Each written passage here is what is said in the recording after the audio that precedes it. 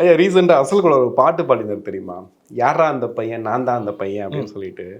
அது மாதிரி தமிழ் இண்டஸ்ட்ரியில் இப்போ ரீசெண்ட் டைமில் யாரா அந்த பெரிய இடம், யாரா அந்த பெரிய இடம்னு சொல்லிட்டு ரொம்ப நாளாக டாபிக் போயிட்டு இருந்துச்சு. நம்மளும் ஏகப்பட்ட இன்டர்வியூஸ் பண்ணியிருப்போம்.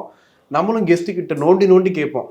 ஆனால் முதல் முறையாக அது ஒரு பெரிய இடம், அந்த ப்ரொடக்ஷன் கமிட்டி வச்சுக்காதீங்க அப்படின்னு சொல்கிற ஒரு பேர் வாங்கின ஒரு கம்பெனியாக தான் நான் இந்த கம்பெனியை பார்க்குறேன். இதை தாண்டி வந்து இப்போ தான் வர்றாங்க இண்டஸ்ட்ரிக்குள்ளே. வர்றாங்கன்னா எனக்கு சொன்ன வெளிச்சம் இப்போ தான் அவங்க மேலே படுது. படும்போதே பார்த்தீங்கன்னா 3 பெரிய படம். 3 பெரிய படம்னா அவ்வளோ பெரிய படம்னா பெரிய படம் கையில் வச்சுருக்கிறாங்க.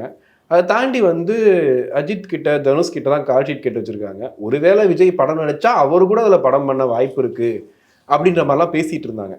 அப்போ தான் எனக்கு ஒரு டவுட்டு, யார் இவங்க திடீர்னு வர்றாங்க, இண்டஸ்ட்ரியே புரட்டி போடுற மாதிரி நிறைய விஷயங்கள் பண்ணுறாங்க. அது எப்படி பெரிய பெரிய ஆக்டர்லாம் டக்குன்னு சைன் பண்ணுவாங்க? ஏதாவது ரீசன் வேணும்ல, அவங்கள ரெட் ஜெயண்டா இல்லை கேட்குறேன். கரெக்ட்.